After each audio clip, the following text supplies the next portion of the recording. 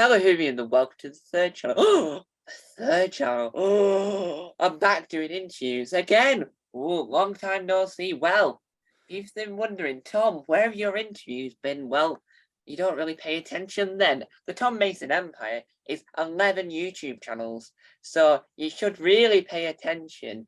I've done some on the main channel about Doctor Who. We've done lots on Taskmaster World, all about the international version of Taskmaster, including the UK version. We'll give it that credit. And I've done some on Tom's Comedy Club to promote the Edinburgh Fringe. So, where have you been? Anyway, so we're back on the third channel to entertain the Wayside viewers. Hopefully you've enjoyed today's video on the happy birthday to Channel 4. For extra news before we crack on, Gogglebox Wales, the Welsh language version of Gogglebox, airs on S4C tonight at 9 p.m. And I will be reviewing the first episode over on Gogglebox World. But fear not, we shall crack on. He is best known, now this might be a type of thing Richard Herring would do, but I really do like this, and I'm really excited to ask you about this. He's best known for the Canadian sitcom, I'm going to call it a sitcom, that was on at CBC when I was younger, always the last program of the day. It's the one, it's Winging It. Right, it's the one, and he's also best known for Radio X on a Sunday morning with Ed Gamble, and the podcast is available on wherever you get your podcasts. It's the one and only Matthew Crosby. Hello, how are you?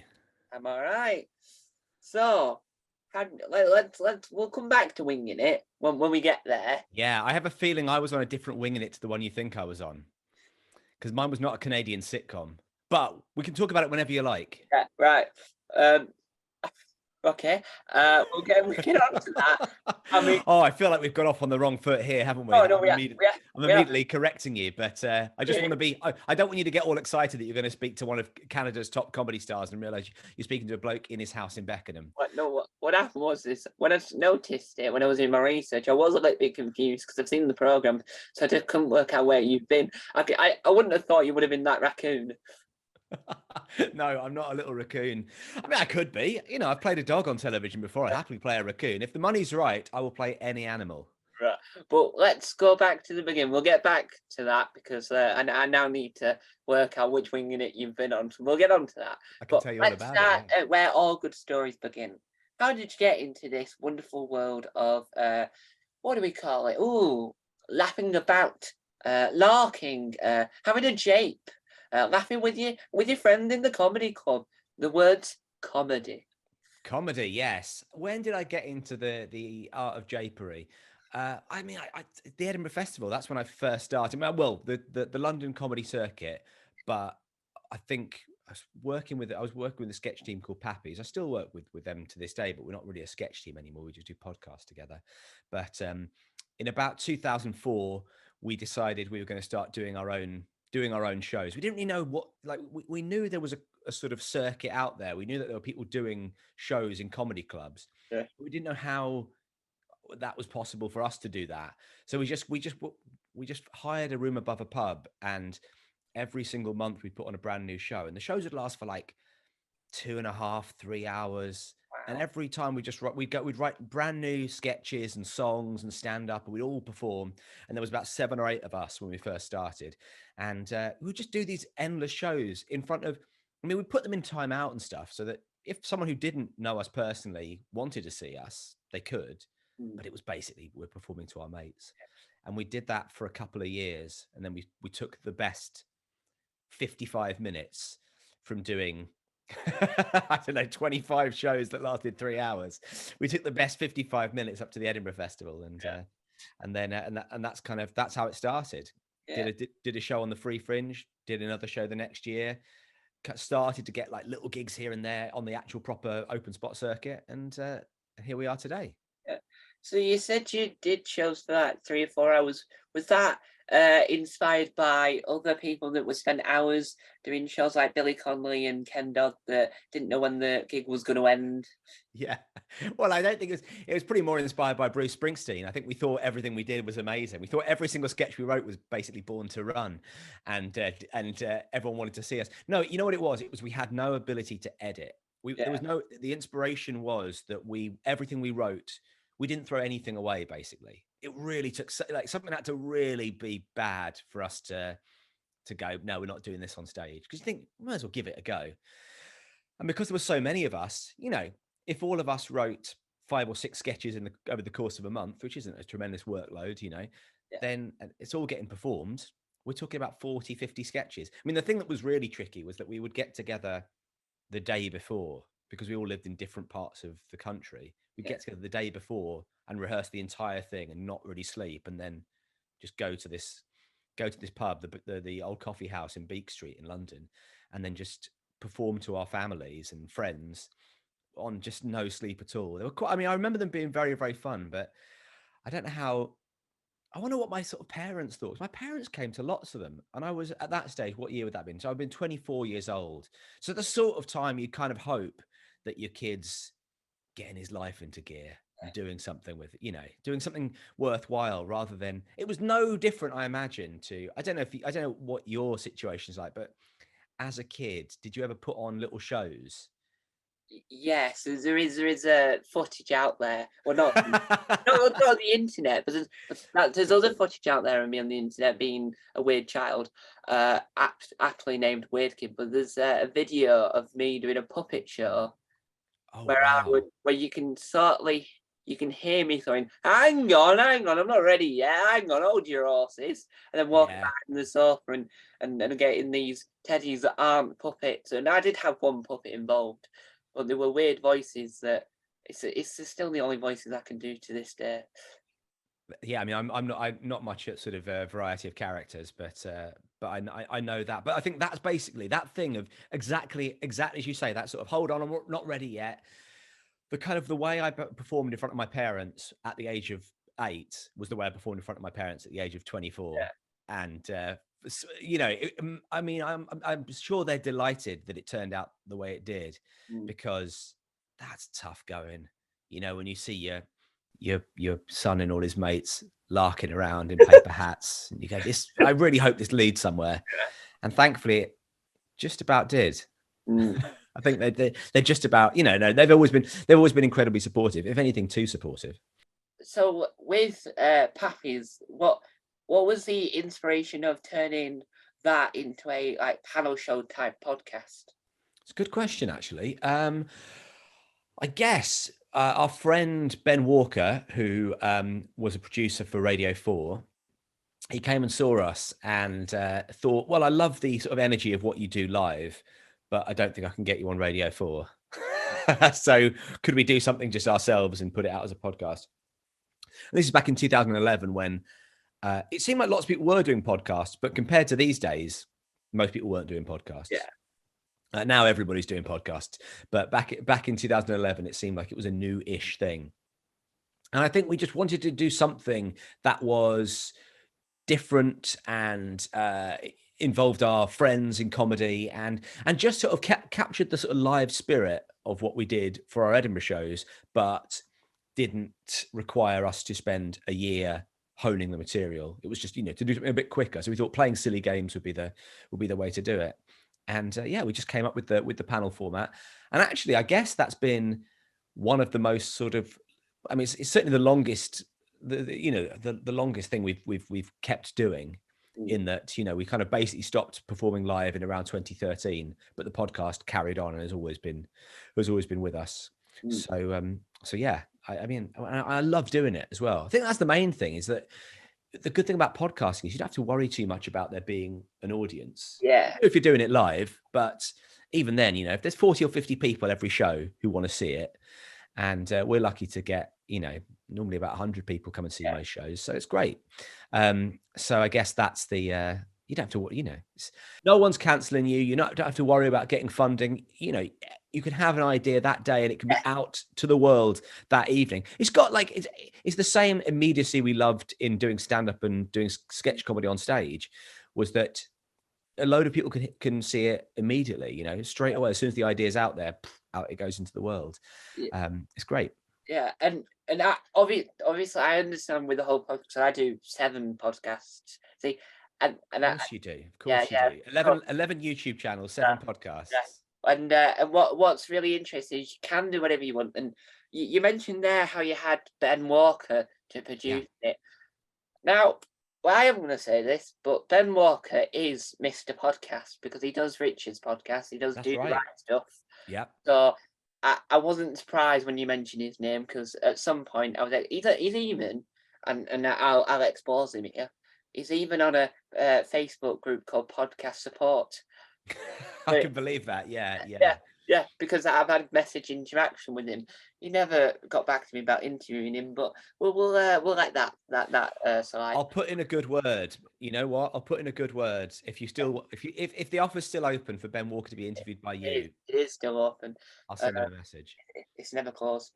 And so podcasts are do your own thing, and you can do whatever you want. And what's even more interesting is your podcast was so popular, it made it onto the best, well, one of the best streaming services on planet Earth. Next Up. What was it like being on Next Up? Oh my goodness, it was a lifetime ambition fulfilled to be on Next Up. Yeah, no, I mean, to be honest, we didn't really. We arrived at this gig we did a couple of months ago. In fact, last month it was, and they said, "Oh yeah, we're filming it for Next Up." I'm sure in one of the emails they sent us, they said, "We're filming it for Next Up. Is this okay?" And I said, "Yeah, fine." I hadn't really thought about it. Yeah. And the next one we're doing, the Christmas show, we're hoping to get that live streamed as well. We're currently working out if that's practical. But it does mean for us, it means that there's, you know, we have listeners out in the States, we have listeners, you know, out in Asia who get in touch with us, and obviously we never tour to those places. I mean, we barely tour outside of London.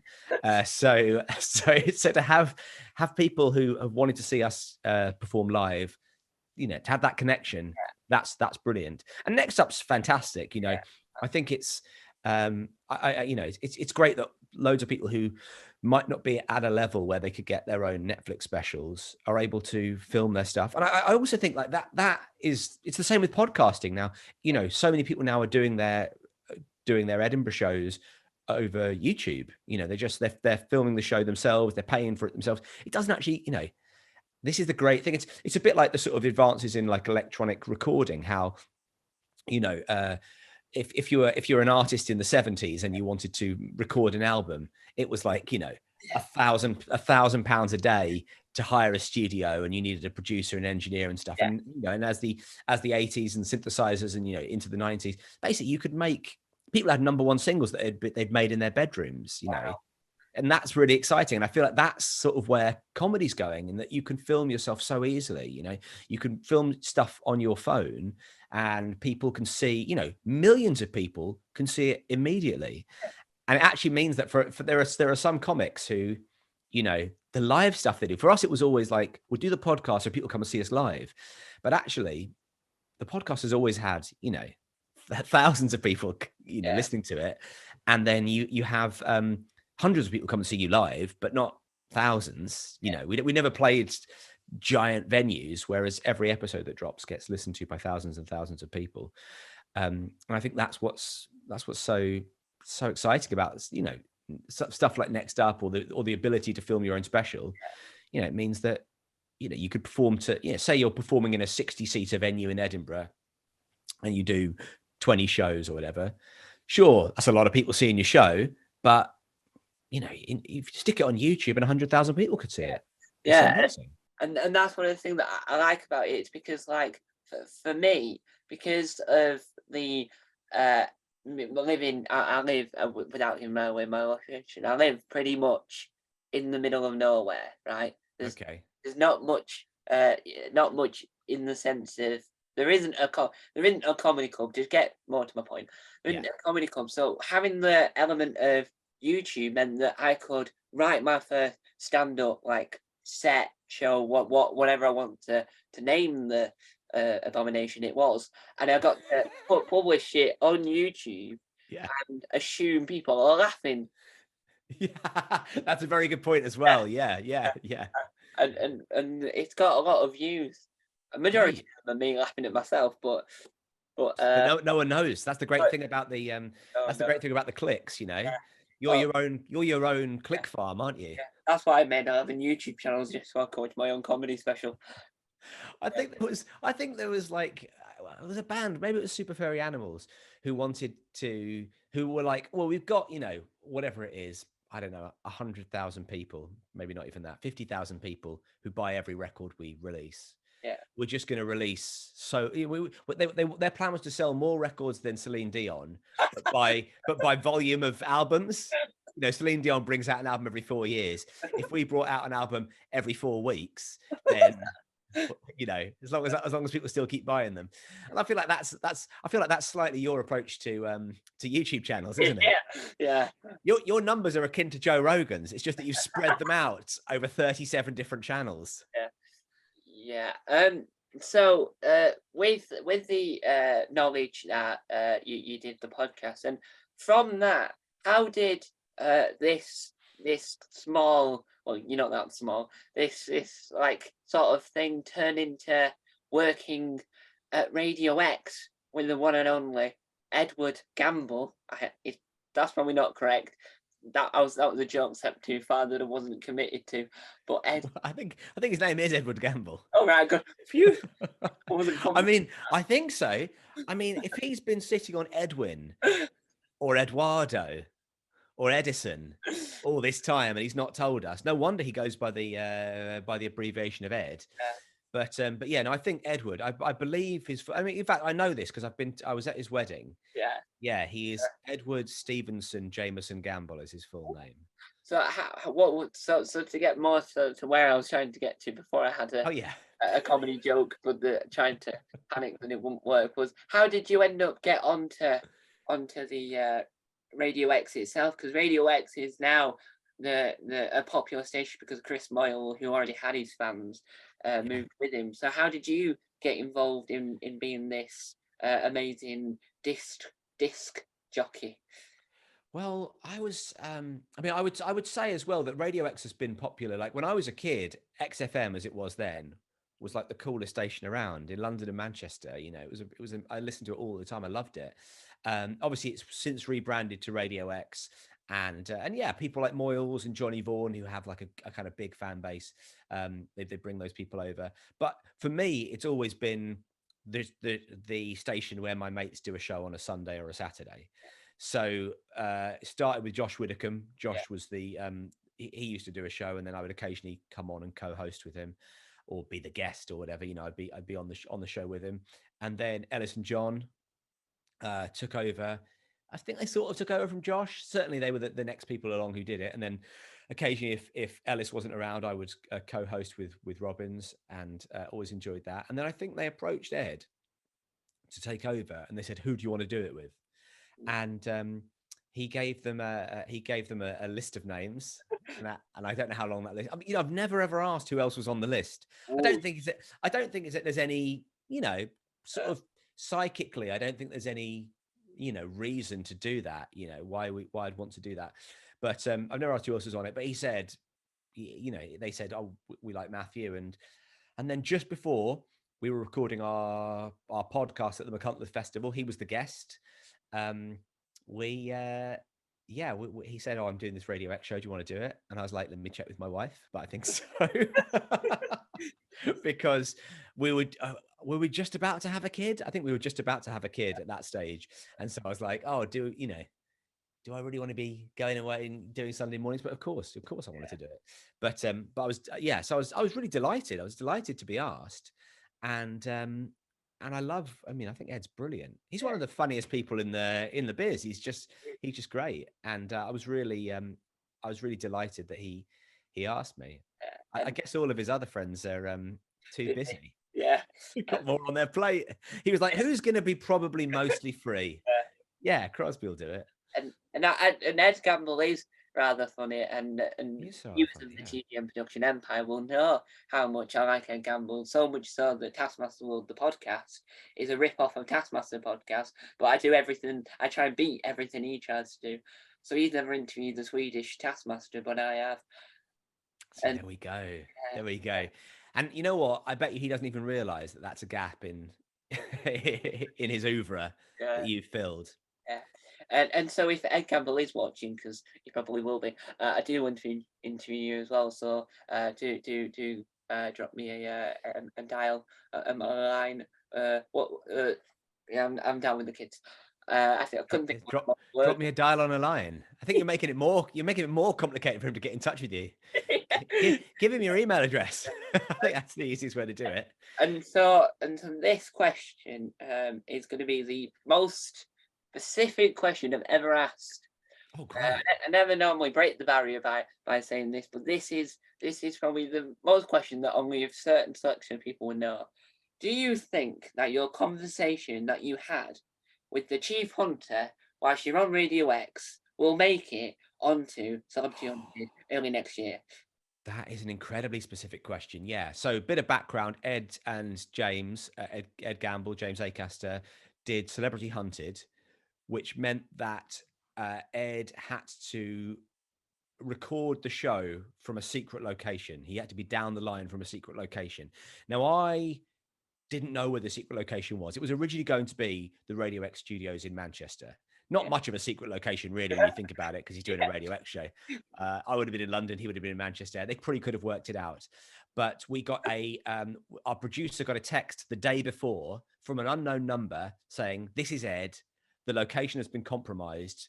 I will be coming from a secret location." It doesn't really matter because we can, as long as he's got his computer plugged in, he can connect to us and we can connect to him.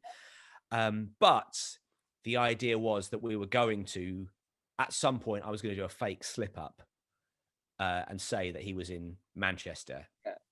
And so I did that, and that went pretty well. And then we got a message through. We got a few messages during the course of the show through saying, "I'm the hunter. Give me a call." And the good thing about if you text into the show, we can see all the previous texts that you've sent the show. So if somebody, if somebody says, "I'm the hunter, give me a call," and then the previous message they send is, "Can you please play Happy Mondays for Melissa? It's our wedding anniversary. Lots of love from Andy and Staines." Then you go, "Well, no, you're not the hunter." But we realized we were going to speak to the hunter, and we did. And there was someone filming inside, like there was someone filming me inside the building when I was there, but whether or not any of it's going to make it, Yeah. I don't know. I mean, I'm not even really allowed to say how well or badly they did on the show. I know quite a lot about that. I can tell you now they're no longer being hunted. But Yeah, well, we guessed that because everyone assumed he'd been caught early on because he was silent for a while. You wouldn't hear anything from him, and then when you heard something from him, you thought, "Oh, there you go, he lost." Yeah. No, he actually, like, I think he did reasonably well. But yeah, I mean, I can't say any more because it would be. But But will the conversation make it onto the TV show Hunted?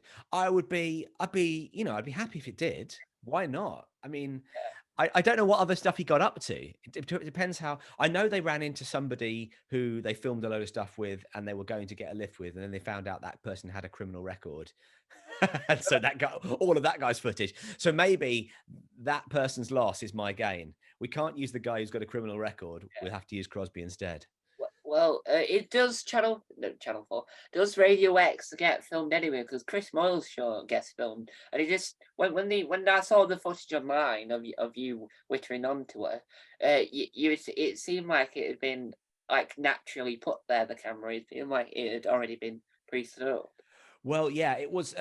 We do everything we do gets filmed. We have sort of what are kind of webcams basically, although they are slightly better quality than a webcam.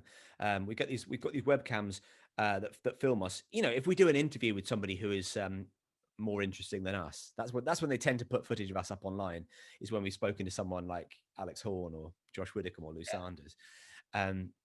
But yeah, there was actually somebody specifically in there with a camera. Might have even been two cameras actually. Might have been one trained on Vin and one trained on me. Yeah, so there is. I don't know. Who knows? But you just do your best in everything you do, and if it goes on telly, that's an added bonus. Yeah, that would be a bonus. So, getting on to the main thing that I had found out we made an error at the beginning. What is this winging it you're thinking of? Well, no, just tell me. No, you tell me what you think it was, because what do you remember winging it being, and I'll tell you what. It was a children's program that was on Yes. BBC about this guy, and he has this friend, and this friend is his guardian angel. who gets wings, and the head teacher of the school is an other guardian angel that dresses up like Winston Churchill out of Doctor Who, and his sidekick is a raccoon who also is a guardian angel. Oh my goodness. There's, there's a No, lyric for mate, this Halloween is not Angel. the same winging it at all. Right, so That which wing is is it? right. I mean, I'm looking at winging it now. Originally titled Angel on Campus prior to its debut, Canadian teen sitcom which aired on Family. I No, it's not that at all. And I'm so sorry. I'm at, you know what? It's very rare. I have a career that has had it's been multifaceted, but I've got very few career regrets. I But mean, now that is a new one. well, Winging it that I well, was you not the IMDb as well as Matthew Crosby himself. right. I see. This is the problem. It happens occasionally when Yeah, two shows have this. It's a bit like on Spotify, yeah, where occasionally on my like your release, you get your release radar of all the bands you like, and it seems like every single name of every '90s indie band has been co-opted by a rapper.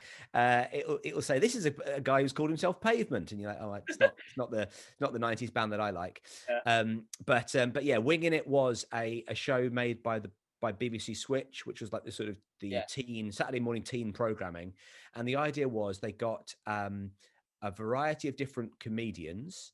So who did my series? Johnny Sweet. Do you know Johnny Sweet?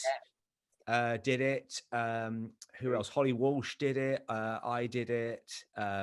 Reese Thomas did it. And the idea was they put you in a scenario and they said, okay, you're going to pretend to be this particular person and you're going to be teaching a group of kids or working with a group of kids. And I was like, Oh, it's that one. it was that one. Yeah. So I was like an environmental expert. I wore a grass skirt and I played the bongos. I And remember that now. yeah, and it was, you know what? I thought it was a very funny show. Well, I'm just looking at it online here to see how the you only would people. on the other one. Yeah, this is it. I don't think it's been. The last time it was shown was 2009, Saturday, 18th of April at 12:45 on BBC Two, except Yorkshire. So I don't know if it would have come to your area. I know you don't want to reveal but I'll tell you one thing about Winging It. Yeah, Um, that one, not the the other one. yeah, I can tell you. I can tell you nothing about Angel on Campus. I can tell you. I can tell you plenty about the Winging It. The idea is you were being fed you had an earpiece and you had to say things. It was basically like any of those hidden camera shows, like Is UK. exactly. It had a real Impractical Jokers thing before that was around, where you were being fed things to say and you had to deal with the fact you were saying it. The idea was can you wing it in this situation? That makes more sense with that title rather than the other sense.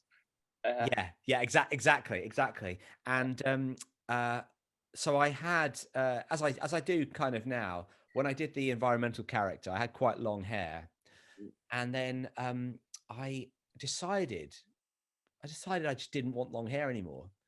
Didn't really think too much of it. Went to the hairdressers, got all my hair chopped off to a lovely, a gorgeous short back and sides akin to yours, Tom.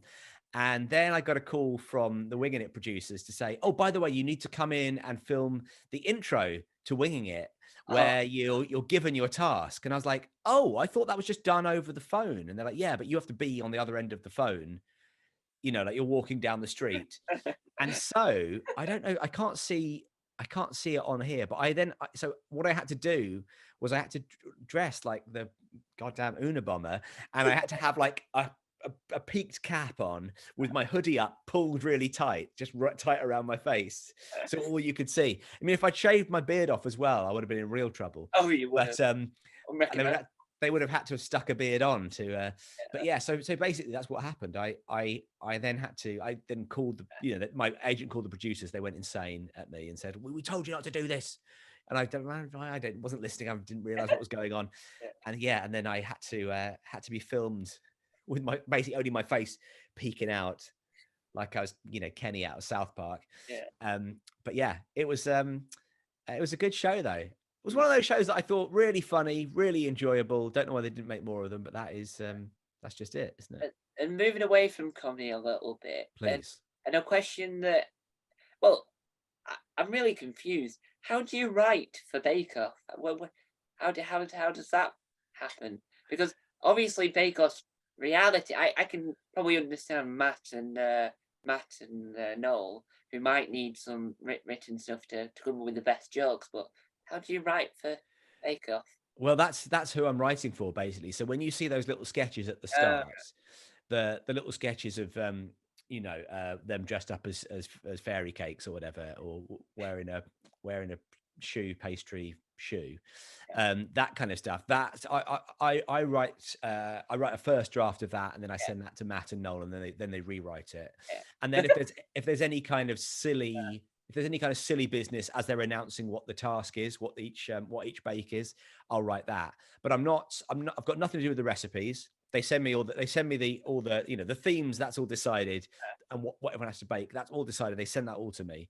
yeah. So you've got to sign an NDA Oh, in case you which for those you don't know is a non-disclosure agreement, just to say that, like, because if somebody, I guess there must be a market out there where I could leak the information that week 3 is chocolate week or whatever it is, £50, £50 per. Exactly. I could make a bit of cash on the side, but luckily they do pay me to write on it, so it's So will you be writing for the US version? Because the new version of the US version is coming to film in the UK in the same time that they film the UK version. I'll have to. You know what? It's very good that you told me that, because I'll get straight onto my agent and say, look, tell them I'm good for writing on the US version. Who hosts the US version? Well, I don't know anymore because it's a whole new. Paul Hollywood used to do it, but then they've Right. done it. I don't know who does it, but there's over. I'll tell you, there's over 150 versions. Right. One in New Zealand, one in Australia. There's one in Brazil, Quebec. There's a Japanese version on Amazon Prime. And you've got a YouTube channel for each one of them, haven't you? No, no. I was gonna make a channel called Bake Off World, but then because Taskmaster World was a success, Alex on loved that idea. He knows about it and how to Yeah. do it. He's at the end of every video, and people love the idea of Gogglebox World because people want to watch me witter on about other people watching TV. It's So, a, but it's what? a, So so you're not going to do Bake Off? Surely with this, surely this is the next logical step. Bake I Off can't World. bake, so I'm not gonna. But I don't want to talk about Bake Off the musical. I don't want to talk about that. Okay, fair enough. That's a real thing. Yeah, no, I've heard about that. Yeah, Yeah, I'm yeah. nothing to do with that. I didn't write. Didn't have anything to do with that. Neither is But Paul Hollywood. It's not. right, Yeah. So not moving official. back into comedy. One Okay. of the things that which I think is incredible that you've done, that more people need to get appreciation of this. You are a co-creator on a panel show that uh, can happen, and it can go anywhere. Can see John Richardson make a musical about S Club 7. It's hypothetical. It is Where did hypothetical. your Yeah. part, the idea, come from? Because obviously it's co-created with the wonderful Hobbit-like person, Josh Widdicombe. Okay. Yeah. It is. It was co-created with Josh Widdicombe and Tom Crane. Yeah, Now we work together on the last leg, the three of us. So we spend a lot of our Fridays together, sitting in a room. And the idea is that we are writing jokes about the news. yeah, But obviously, you know what it's like when you're sitting in a room with, three friends. yeah. It's very rare that you actually knuckle down and do the work when you should be doing it. Oh, Quite a yeah. lot of our writing happens around the sort of 7 or 8 p.m. mark, as we're stuffing pizza into our face and going, right, we do actually have to say something on the show here. What type of pizza? Oh, where are we at the moment? So we're currently filming at Riverside Studios. So it's an order. It's a Francomanca normally. If we're having it's a Francomanca pizza. Josh's typical order is a number 5 without anchovies, but with fresh chilies. And I've started going for the tuna pizza, which is a little antisocial when you're sat in a tiny little room eating pizza with 2 other people. But I love it. Yeah, get Christmas dinner pizza. Now that's amazing. Well, the thing is, I don't eat. I don't eat like turkey or meat. I do eat fish. So unless there's like a kind of nut roast pizza or a tofurkey pizza, then yeah. But yeah. So anyway, the what we do instead of doing hard labor intensive writing is we tend to we tend to sort of give each other challenges of like, it would often be like how much to, you'd see someone wearing a funny hat in a cafe and you'd be like, okay, Josh, how much to wear that without comment on the next episode of The Last Leg? That would be, and it kind of came from, and we when Josh was on tour, we would be his support acts, and we would talk about things like, which actually made it into the first series. How would you survive if you had to live in a service station for, Yeah. in a motorway services for a year? And we would have these conversations, and and they would get very kind of serious and intense, and we would be like, this, I feel like this is, this is something that, because we seem to care so much about it, I feel like this is something that the audiences, if they watched it at home, could could also enjoy. Yeah. And so we took it to Hat Trick, a guy called Stu Mather, who's a friend of ours, and did a handful of run throughs, and Dave liked it, and then again, here we are. Well, I really like it, and the best contestants so far have been John Richardson, Yeah, and he's always great. because it's John Richardson, and it's because it's the fact that I never really knew before watching it. He was a fan of S Club 7, uh, and, and I really do think there should be an S Club 7 musical now. And I also like Harriet Kemsley because Oh she my goodness, so funny. she always has a meltdown. I Yeah. don't know whether it's her performance style or it's actually happening right in front of our eyes. She's not even performing at this point. Yeah, she's one of those people who's just amazingly naturally funny. Her persona, but again, she's so, like you say, yeah, she's often really on the edge. Really, like seems to be confused by everything that's happening around her, permanently in fits of giggles. But for some reason, it just works. Yeah. And the I'm trying to think of what I mean. You'll probably remember this better than I do. But the challenge about, is it you're never allowed to tell a lie? Was that one of the challenges we gave to her about running into an old school friend? She ran into an old school friend wearing a really bad Yeah, leather and then jacket. the other one was the opticians, where she has to walk around. She went to the opticians. Can't stop moving. That's Ja- right. Yeah. James had no idea what to do. He was a little bit confused, and you Yeah. could see him panicking because he's trying to keep it on track.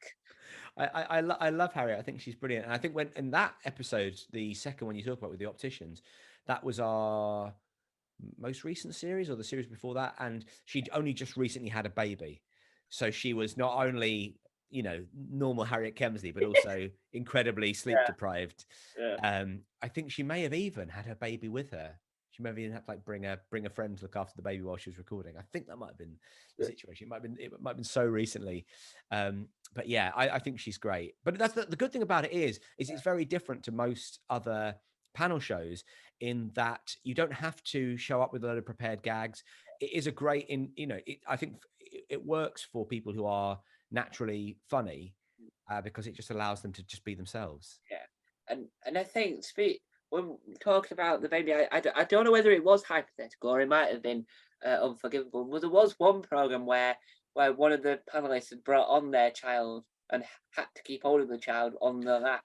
That was unforgivable. That was Catherine Ryan. Yeah, that's it. So, yes, Yeah, which I think is amazing. I think that's so good because um, obviously, as someone with two kids, I've seen my wife having to go back to work and how difficult that is.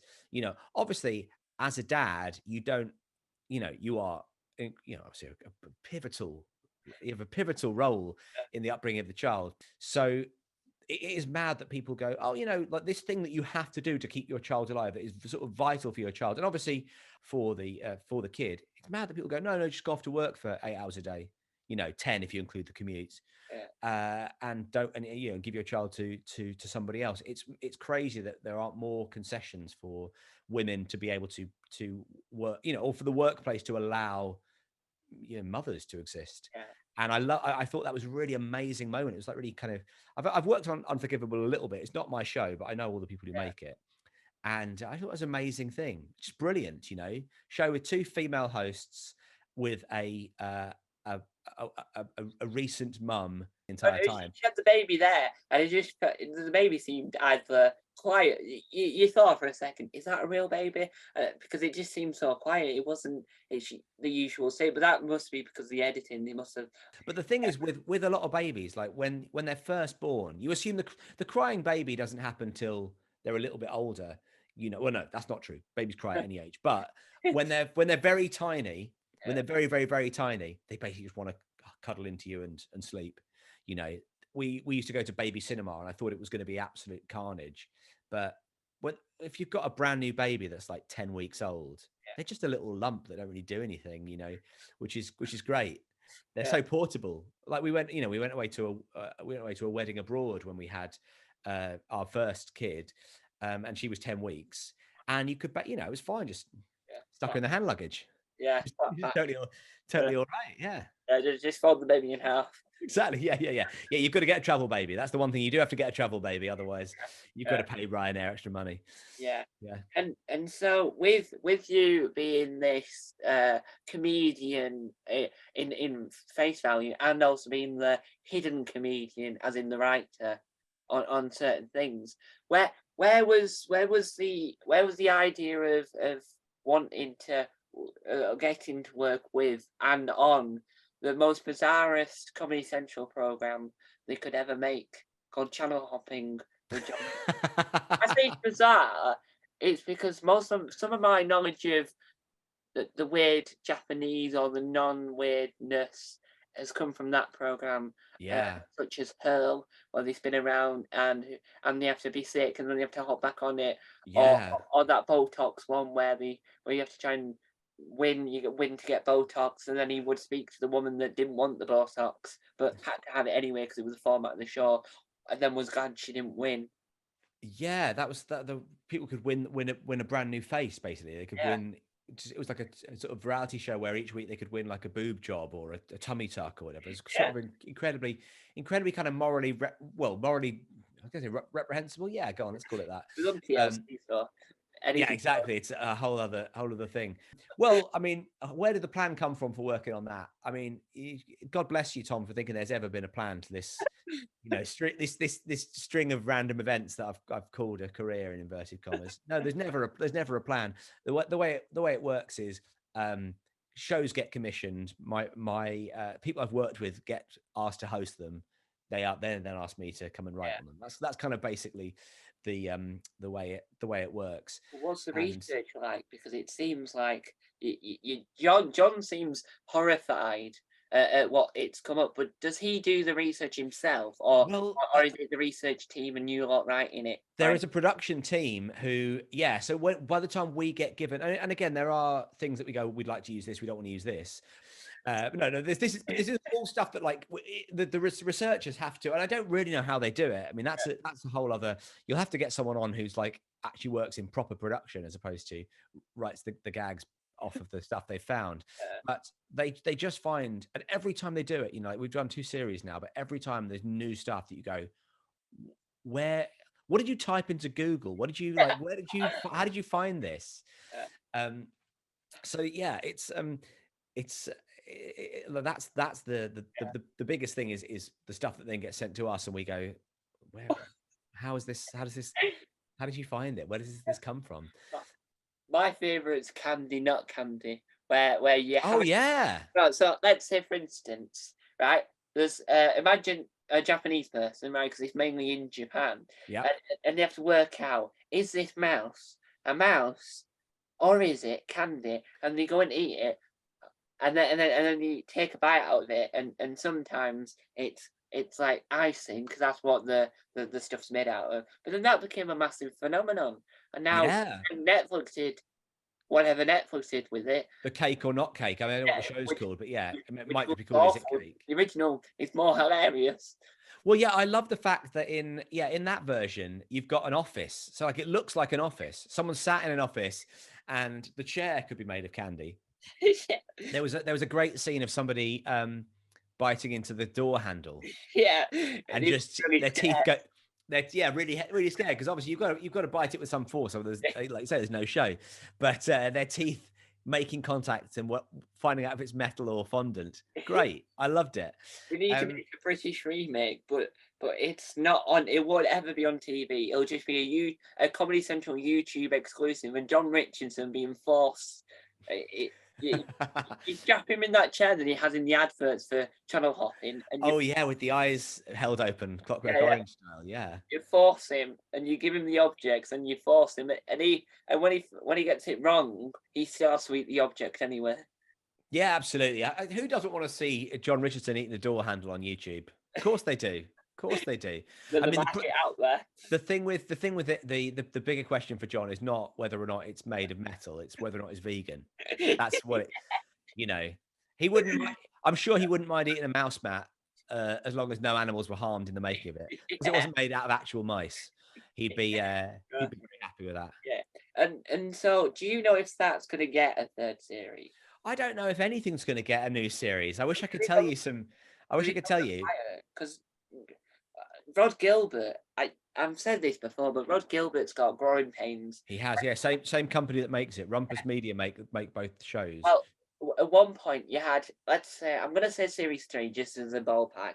You had series three, ran for 6 weeks. Then you Yeah, had Rob Beckett's thing. There was a sort of QI sort of thing, which yeah, that's got like it's got another name, a bit like hypothetical, unforgivable, inexplicable. It's called one of yeah, those things, isn't it? it wasn't that amazing. I wasn't too keen on it, I'll admit it. And then after that ended for 6 weeks, then Gilbert came back again, doing a brand new series of growing pains. Yeah, they commissioned like when they recommissioned John Richardson's Channel Hopping, they commissioned one series from us and two series uh Growing Pains. Yeah. So that's why they shot them back to back, basically. So Uh, they shot John Richardson and then Rod Gilbert for two series.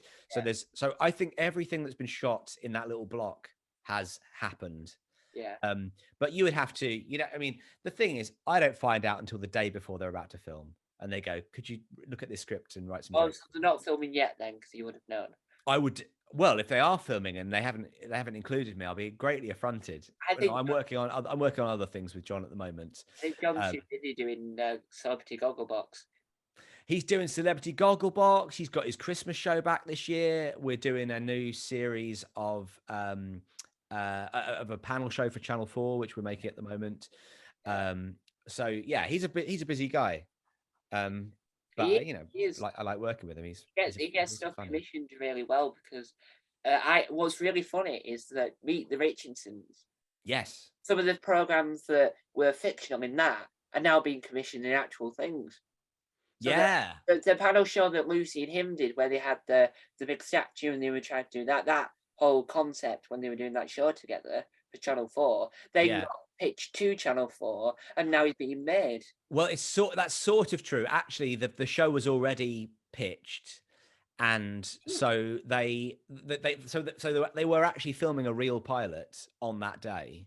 Yeah. And they were also filming that. So they're filming their real pilot, and they were also filming their Meet the Richardsons on the same day. So it was like it was a kind of they were filming two TV shows at the same time. One, So the people that were in the Meet the Richardsons segment will be in the pilot if it ever airs. yeah. Again, I don't know how much I'm allowed to say here, but I think they've since shot two more. They've since shot another pilot because we shot that months and months and months ago. But the new series, I'm sure I'm allowed to say, but the new series is being filmed next month. Yeah, well, The actual full series of yeah. it. Well, So I don't think they'll use any of the pilot. I think they might use some of the same guests, but I don't think they'll use any of the well, pilot. I think you are allowed to see because British Comedy Guide had already announced Fine, it's happening. good. I'm sure they're trying to get people to go and see it. To go and be in the audience of it. That's Yeah, what. yeah. So I imagine, yeah, they need the promo for that.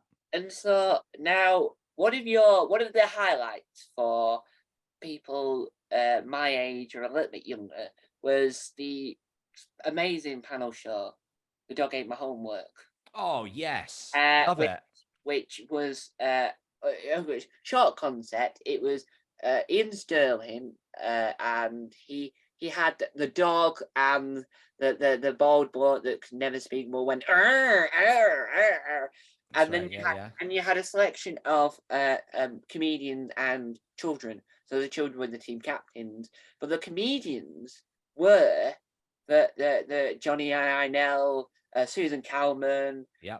James Acaster, and you. Now, my question is because you've also appeared on 8 out of 10 Cats Does Countdown. Yeah.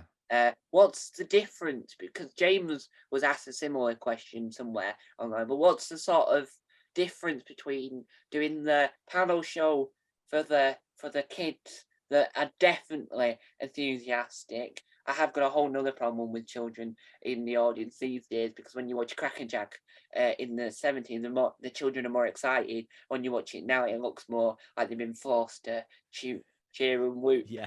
Uh, Yeah, I and know what, exactly what you mean. Yeah. Well, they kind of busted, they would bus in loads of kids from schools. Um, yeah. I mean, what's the difference between the two things? I think, to be honest, I think sometimes the kids could be a harsher audience. yeah, I think, I'm actually, I love doing Dog Ate My Homework. I had such a good time. I love doing it when I did it a few times when Ian hosted. Because it's a great chance to go up to, you go up to Glasgow and spend a couple of days in Glasgow having fun and go out with Ian and stuff. But also, it was just a really fun show. It had that kind of, it's a knockout. You get the chance to get gunged. I got gunged a bunch of times. It has that kind of feel to it. So I loved doing that. But I don't think I know what makes kids laugh, or at least I've got less of a steer in what makes a kid actually laugh. so was it harder And then? I No, feel like no, I don't. I feel like I think all panel shows you go, just get my head down, try and say lots of stuff, and hopefully they'll look after you in the edit. That's yeah. kind of how I've played. I mean, I haven't done a load of them. I haven't done them for a while, but that's kind of that tends to be the way to do it.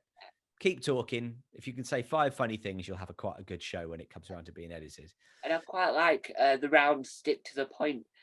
Now, Right, yeah. what I've done for my Doctor Who panel show, I had sort of stolen stick to the point and even made it very clear and named it Travel Through Time. And it's the same concept, but it's just Doctor Who related. So it's like things that you wouldn't see in the TARDIS, and then Right. I would say point to him or say the name to it. And for Christmas, I've asked for one of those little pointy sticks. So when I do another version, I can really knock off the Dog Ate My Homework. What you should get is a sonic screwdriver.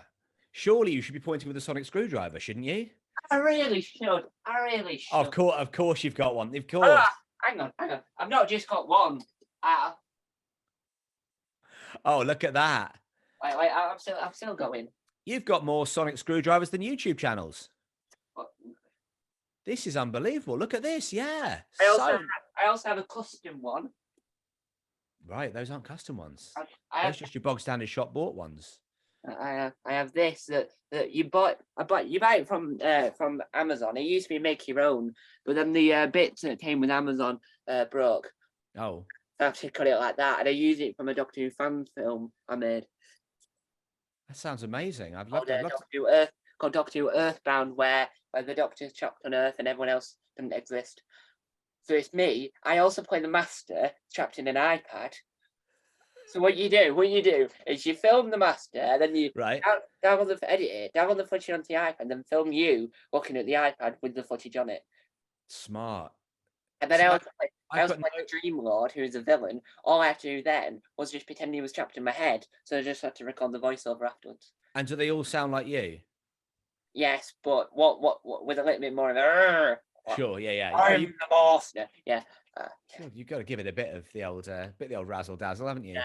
But yeah, so back to the point before we got completely sidetracked. No, it's all right. I think you got overexcited because I mentioned sonic screwdrivers. I know, yeah, but I was trying to prove the point that I didn't think of that. It was a good idea, but I have got something. This is why this is what I do basically. I arrive when ideas are almost fully formed and go, have you thought about doing this one thing? Yeah. That's the job of a TV writer. The idea is already, all the research has been done, it's all been finished, and then I pop along and go, hey, how about a sonic screwdriver? And so moving on before we got sidetracked, back to the elegance. Now, Last Leg, right? Which I think is a better title than The Last Leg. I don't know many people that call it The Last Leg. Neither does Adam. No, he says welcome to. Wait, does he say welcome to the last leg? Welcome to the. Wait, you don't hear. You never. I'm Adam Hills. You never hear The. And yeah, so, we all call it Last Leg. You don't need the definite article. But in Australia, it's called Last Leg with Adam Hills. That's right. I think it started being called Last Leg with Adam Hills because originally it was just going to be a roundup show for the Paralympics, and with Adam and Alex as kind of co-hosts. But yeah, I guess now the show. Oh, we're going to be careful what I say. I was going to say the show is as famous as Adam himself, but it's probably not, but there was a scene in it, right? It was talking.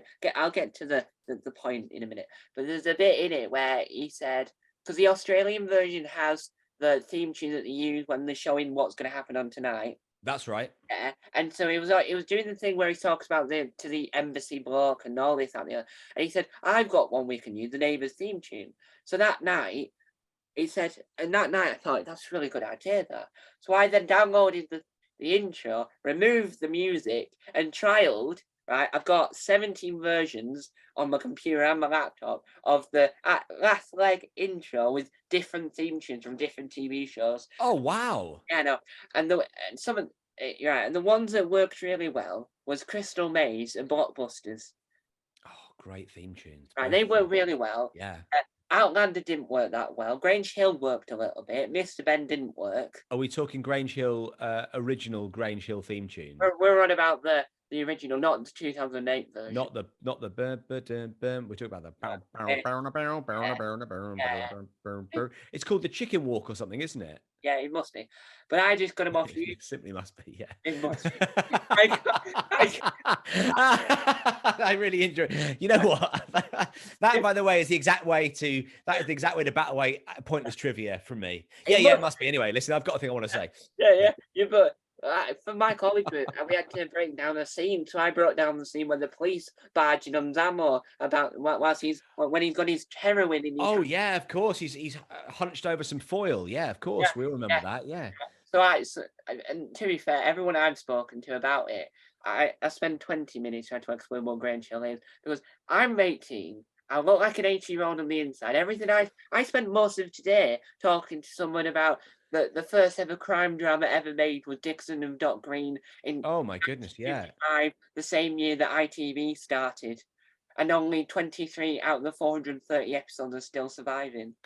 The great tragedy of old telly, isn't it? That so Yeah, many of the so much of the stuff got wiped yeah. or thrown away. What will happen is what and this is what happens all the time is that someone will have it in their shed. For some reason, anytime an old TV show appears, it'll be like, oh, we found some episodes of not only but also, and they were in someone's garden shed. And I've checked my garden shed when I moved into the house I live in now. I checked the garden shed, and there were no lost episodes of Dad's Army in there. There's like an infestation of wasps. Like, or how come it's always in someone's shed? I Well, don't know. couldn't be the word. Like, if you thought, oh, we've got a load of stuff, where should we keep it? Like an outward bound building made of wood. It's just Well, going to be, anyway, yes, yeah. Someone's loft had an episode of Hancock's Half Hour and That's right. the Bing Crosby episode of Desert Island Discs. Wow. Yeah, And yeah, yeah. and they Amazing. and they made a Radio 4 program that was half sitcom, half documentary called Raiders of the Lost Archives, where they had the whole joke, the whole thing was it was found the episode of Hancock's Half Hour was found because one of the people that presented it, the box landed on his head whilst he was in his loft. So he got a concussion and then found Hancock's Half Hour on cassette. That's amazing. That's great. Yeah. How did we get onto that? You were halfway through a question Yeah. about. Oh Anyway, yeah. Yes, yeah, you yeah. put the theme tune to different TV shows Yeah. over the last leg. Yeah. So it really worked, and I tried to put it on YouTube, but then copyright Oh occurred. yeah, of course.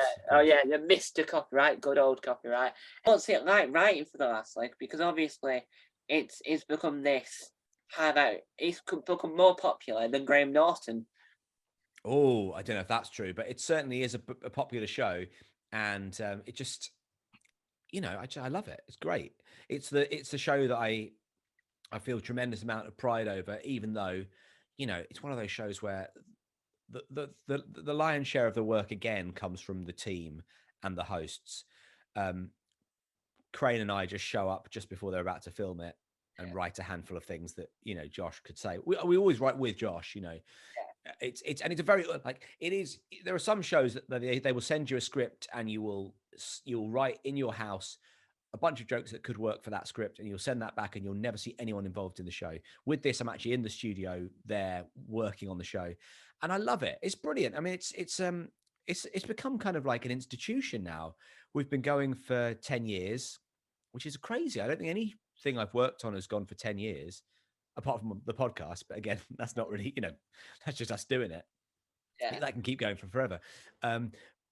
But it's brilliant, and everyone who works on it, and it's been the team obviously changes all the time. We've had loads of different producers, and and loads of people who worked on the show have gone on to be big, sort of big cheeses. People who started as runners are now series producers on other shows that I worked on, because obviously it's been 10 years. I mean, Oh, Rosie Jones was a researcher.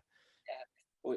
We had the same thought there. Was that? Yeah. So, but obviously, most people who've worked on the research team don't and then end up on camera. But I mean, unless of course, if you do work as a researcher on the show, they will almost certainly make you dress up in a costume at some point and dance around in the closing song. Yeah, like Mark Oliver. Mark Olver, yeah. But that's it. Michael, That's yeah, him dressed. Oh, Mark. I think Mark Olver has probably been in as many episodes as Adam Hills. Yeah. It seems like every episode, Mark Olver gets to wheel something on in a brown jacket or dance around as Boris Flatley. This needs to be your break onto mainstream Channel 4 TV. Well, I already have. I've been on the last leg twice. Well, no, I've been on a few times actually. I've done like I played the voice of a chair that Alex interviewed. Yes. That was me. We had a really good time doing that. But and I think I've done some like little voiceovers and things for bits before. But my genuine appearance on the show was when I accidentally wandered onto set during Jess Robinson was performing a rap as Liz Truss. And I wandered around to sort of take a better look and didn't realize I just wandered literally into the center of the shot. I think I remember that. I think I remember pausing going, he's not supposed to be there. Yeah, well, you could see one of the crew grabs me by the arm and just yanks me off to one side. Oh, and then the next week, they had me wander. Yeah, because so many people were like, "Oh, who is that bloke?" On Twitter, and so they had me wander on during Adam's, And looking gormless. Were you involved in the episode where they did the Ghost Watch bit, when they made Adam watch Ghost Watch and then they pranked them a lot later on? Yeah, I was, but I wasn't invited. I didn't know the prank was happening. He only told. I don't even know if he told his writing team. I think it was just him and the producers that knew it was happening. But yeah, it was genuinely quite freaky. And it's certainly the first bit. I think once we saw, when the ghost ran past and stuff, and you're like, oh, that's just Lydia, from from the team. Yeah. That's a bit different, but it was great. But I love that. What I love about it is it's a to a certain extent, it's a serious news show. It deals with politics. It deals with, it will deal with stories that I think other topical shows won't touch, but it'll also do really madcap and odd and weird and funny stuff. Yeah. And I love it. It's great. It's my type of humour where you don't know where it's going to go. But to be fair, when someone starts talking to me, they never know where the conversation's going to lead. That's true. You got to write on a program that was, I think it was sort of being made as I was supposed to be tuning out of it, but I think I saw. I don't think I've ever seen it fully. I remember the theme tune, but I think it was around the time where we're at this stage of the interview where you're like half remembering. No. We've gone full circle now, Tom, haven't we? We started with you saying I was on a show that I wasn't on, that was on something else, and now we're talking about. I think I might have seen an episode of a thing you might have worked on. Go on, what's the show? What's the show? I remember because I remember the theme tune really well, and it was I think it was like 2012. I'm gonna sing. All right, sing us the theme. Sing us the theme tune. I'll have a listen to the theme tune. Right. It goes. I'm gonna sing it goes. Is that the whole of the theme tune? And it's I can picture, but I think it's now come into me now. I don't know it now. It's called Rasta Mouse. I never wrote on Rasta Mouse. Well, the internet says you did. Oh yeah, well, I mean, my Wikipedia page is an absolute hornet's nest of untruths. I don't trust Wikipedia, but No. I don't trust it, but because it does really good columns, and I quite like how they do the box things. I always double check to make sure they've done a beautiful column on your page. Yeah. I think there are things. Yeah, no, Rasta Mouse is not me, unfortunately. I mean, I love Rasta Mouse. Yeah. I would love to have been involved in it, but no, I've not made many forays into children's television writing, and I think if they were, if I think in terms of like the best people to write a show like Rasta Mouse, I Yeah, wouldn't put me too yeah. far on the top of the list. And so to come towards the end of this lovely interview, I think where so. Yeah, yeah. we've had two errors already, It's all uh, right. No one, uh, no one minds really. No one's. see, people say I've got the talent for journalism, and we've proved today that question that. You know what? If we could just clip up, if we could just clip up the bit of you saying you worked on Rasta Mouse, and I'll send that to Ben Walker, Adam Hills, and Ed Gamble, and say, I did this interview the other day. Do you fancy chatting to Tom? Don't mention sonic screwdrivers, or else he'll go running around the room like a whirling dervish. Well, what I will mention before we get on to this towards the end of the interview is that there was a one point where I was interviewing someone, and he said to me that he had been talking to someone else, so the New Zealand version of Alex Horn, about me. So there's three people that I've interviewed now who all had conversations at different moments about me in New Zealand. Right. Well, Whilst, I whilst can tell you now. I can assure you, I will have conversations about you. Yeah, and I just think that's really weird. It's like I'm live in Britain, I'm like I started interviewing people at the age of 16, Yeah. which wasn't that long ago because I'm only 18 now, No, exactly, and exactly. Yeah. it's really odd this because it's like now that I've interviewed so many people, they're all now having a conversation and then telling me they've had a conversation, but not telling me what the conversation was about. Well, that's the 6 degrees of Kevin Bacon thing, isn't it? There Yeah, can yeah. now be 6 degrees of Tom Mason. That's the way it can work. So How many handshakes away are you from Tom Mason? yeah, Adam so Hills is one. so the towards coming towards the end of this wonderful interview, that we've had many highs and lows. Do you ever get recognised in the street? Since I moved to Beckenham, which is where I live, I only ever really get recognised by parents because I'm a parent at the nursery. That's my new. That to me is the new. It's like it's my very low level of celebrity that I was standing chatting yesterday to one of the mums, and another parent came up to me and said, "I just want to say your Halloween costume for trick or treating was amazing." And then they walked off, and I thought, you know what? It's not quite the same as saying I watched a sitcom on BBC Three last night and I thought it was great, but you still get the little tingle, don't you?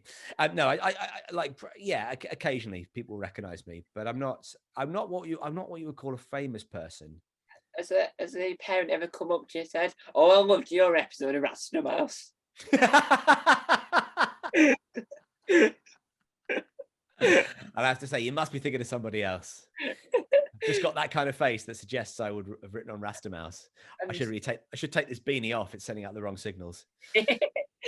and yeah, so coming towards the end of the interview now, a Yes. question that I never thought I could ask, but because I really feel that it needed to ask.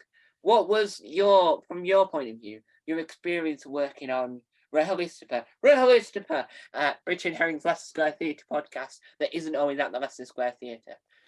What's been my experience? Well, I've done it a couple of times now. By the way, there's someone's gonna be drilling through the wall, so you may, if the sound gets is that gonna be a problem?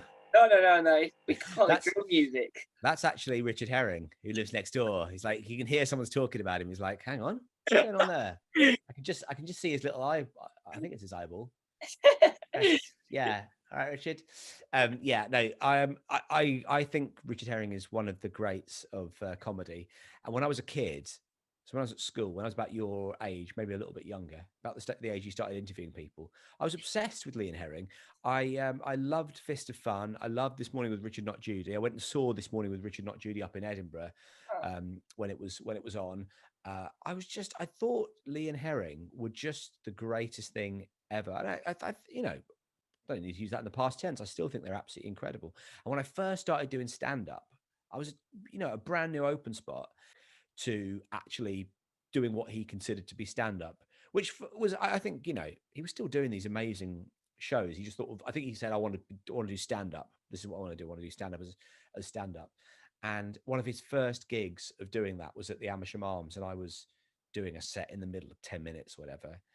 And afterwards, I had a chat with him, and he was like, "Oh yeah, I loved your stuff." And I could have, I could have floated home. I was so excited Because because it's not possible to float. no, I couldn't actually float it home. I sat on the top deck of the bus instead, but which is as close as I could get to doing it. But I couldn't believe that this guy that I'd loved, and I'd listened to Lionel Nimrod on the radio, and I'd watched his TV shows, and I thought he was just brilliant. To see him, I'd been seeing him in Edinburgh a load of times, and then I was gigging with him and working with him, and he was saying nice things about me, and that sort of hasn't really gone away. I think he's a very silly man. He's very sort of like he's by his own. Like, he's one of the silliest men I know. But like every time I get to work with him, I just love it. Yeah, I just he think he's is. great. He is amazing. I got to interview him last year, and and I can back up your statement of he is a really nice man, and he is. But you worked so closely with him. And I'm gonna not even attempt to pronounce this other bloke's name, but you did aortima.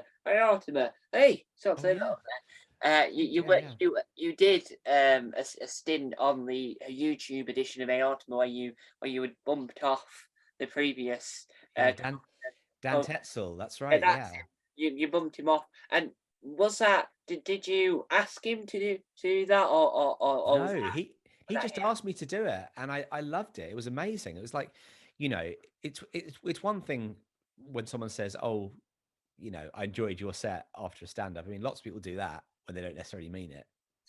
But getting invited on to do that was great fun. Yeah, that would have been about 2016, maybe 2017, and it was brilliant. And I think one of the things that's so inspiring about him is he obviously he makes a lot of sport from the fact he wants to be on the telly, and he isn't on the telly as much as he used to be. yeah, Obviously, Taskmaster changed that a little bit, um, but I love the fact that he just does it. And I think and I think you're probably a very similar character to Herring in that you go, well, I'm a 16-year-old kid. I'm interested in comedy. I might as well just make my own stuff, and I do really admire that. And I think that's actually an attitude that's a lot more prevalent now than it used to be, because you kind of have to make your own stuff because there are so few avenues for people to pay you money to do these things. Um, but I love the way he's cultivated a fan base, and he's cultivated he's got an amazing career, and so much of it is off his own back, just his own creation. It's brilliant. I think he's one of the best. I mean, he, he's a weird he's a weird dude, he, but he's very smaller incredibly than driven. is he What's small? that? Is he smaller than you? Because he seemed. Is he 'Cause smaller than me? Good question. I think he's probably a little bit taller than me. Yeah, I don't know what how let's give it a Google, but I would place him probably about 5'8". he seems like a tall person. I've only ever seen him sat down. I've not seen He's him. 5'7", so he is a small person. He is a small person, I yeah. once asked him to how heavy his Taskmaster trophy was. I didn't realise he had it really close to him, so he wandered off to go and get it. Yeah. Well, this is it. It's a bit like you and your sonic screwdrivers. If Yeah, something means that much to you, you're not going to leave it too far out of your I sight. also have Doctor Who VHSs, but we won't get onto No, no, that. no. Have you? Oh, someone's getting rid of their Doctor Who VHSs. Gosh, I wish I could remember now. Somebody's getting rid of all of them and wants to give them to someone. But if I can remember, I'll put you in touch with them, because I'm sure you've got them all already. I'm sure you're No, no, completed. I haven't actually. I'm building a collection. Oh, really? Yeah, I've got a collection building. So that all the ones you can see on the video are the ones I've got at the moment. What's your era for Doctor Who? When I started watching it. Well, what's your favorite era? Well, my favorite Doctor is David Tennant. My second favorite Doctor is John Pertwee. Right, And classic. I've interviewed Sophie Aldred, and I'll tell you some. Have you? Yeah, and I'll tell you something really interesting afterwards that it isn't for visual disclosure, because it's going to be coming to the visuals later. Oh, right. Okay. So anyway, to come towards the end of the interview now. By the way, that is your catchphrase to come towards the end of the interview. I'd like to. Could somebody get a time check on the first time Tom says to come towards the end of the interview? I think it was about 4 or 5 minutes into the actual interview. Right. We've been wrapping up for 45 minutes here. It's because I'm trying to work out when an hour ends, and I'm not very good at maths. Uh, No. I try and work out when an hour ends, and my brain tries to keep it going until I think an hour's over, because then it can be an hour. Anyway, me and Paul Williams spoke for 2 hours, and then we ended up talking about him stalking Jermaine Clements. Paul Williams, as in the guy who wrote. Wait, Paul Williams, as in Paul the guy. Williams is in Taskmaster New Zealand. Paul Williams, Right, right, okay. Not yeah, the not not any other not the Paul. guy who wrote the Rainbow Connection, and No, not the American songwriter. Oh, no, no, the other no. Paul Williams. Yeah, every other Ah, Paul. right, yeah, Anyway, okay, so this time, this bit is where I'll hush hush. You can promote whatever you like that you've got okay, either coming up, is already available, yep, or it's gonna happen and you're not too sure when, but you know it's a thing that's gonna happen. So, for instance, you've got Radio X coming up, but you can promote where they can listen to it if they've not heard, like the one with Joe Wilkinson, for instance. okay, all right, yeah. Well, the main things that I do. That you can regularly get involved with are the Radio X show, which is every Sunday from 8 till 11, and I do that with Ed Gamble and our producer Vin, and it really is it's one of the silliest shows on the radio. I think I'm tremendously proud of it. I love doing it. I think it's just a great time. We have a really good time doing it. It's a dream job, and we've got a really nice, a really nice gang of people who listen to it. It's just we get really funny messages in from our listeners, and we also get lots of messages in from people who think it's awful. But that if you didn't get those, you would be doing something wrong. Um, and so yeah, that's you can get the podcast of that show from the Global Player or wherever you get your podcasts, or you can listen on Radio X on your DAB plus, and then also obviously the Pappy's Flatshare podcast as well. Pappy's Flatshare is there's three different podcasts on the one feed. Pappy's Flatshare Slam Down, which is our panel show, our live panel show. With if you've got a favorite comedian, there's a very good chance that over the course of the last 11 years they've been on our podcasts. So many of your favorites have done it, so you can search through the old archives and find that. And then there's House Meeting and Beef Brothers, which is us sitting down with guests. Again, loads of your favorites.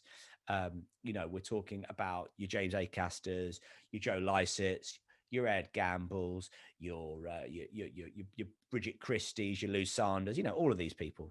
So there's that, so House Meeting, Beef Brothers Cold Cuts, and a Flatshare Slam Down, and and Hypothetical. If you're interested in watching Hypothetical, all of the episodes are available on UK TV Play, so you can watch all of those. I would recommend it. If you haven't already seen it, you wasted half your life not watching it, so you need to watch it. Oh, absolutely. Well, it depends how long your life is. I Yeah. mean, I've had a much longer life than you. The phrase "wasted half." In fact, if I say I've wasted half my life on something, it's quite a bleak thing. For you, it's only 9 years. Yeah. I've certainly wasted 9 years, but luckily that's not half my life.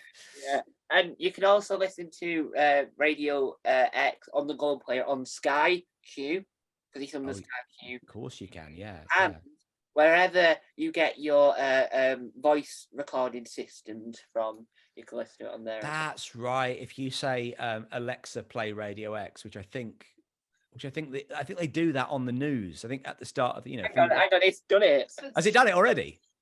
Are going to be switched off at night this year. Alexa. Oh, stop. That's basically what they're doing is they play that out. So your radio says the phrase that I'm not going to say again because I don't want to. I'm going to leave it turns every device on in the house. But yeah, so you can. I mean, people. You know what? I'm sure you've got a smart fan base. I'm sure both your fans are very smart. And well, I mean, Doris 36, Doris 84 probably wouldn't know how to operate it. So thank you guys for watching. If you want to see more interviews, stay tuned. There might be another one. Maybe Friday, Saturday. Maybe. It depends. It's something happening, but because of Wi-Fi and other bits and bobs, we don't know whether it'll be Friday, Saturday. Yeah, just chill out, guys. Don't worry about it. It'll get at some point over the weekend, okay? If it gets to Sunday and you haven't got it, then maybe you can start panicking then. But don't be sending messages to Tom saying, "Where's this episode?" You said maybe Friday, Saturday. And it's 9 a.m. on Friday. Listen, he's got his own life, all right. It's not doesn't just all revolve around you guys. Well, so anyway, guys, thank you guys for watching. Hopefully you enjoyed it as much as I did. Thank you for doing this. And remember, right? Remember. No, I've forgotten.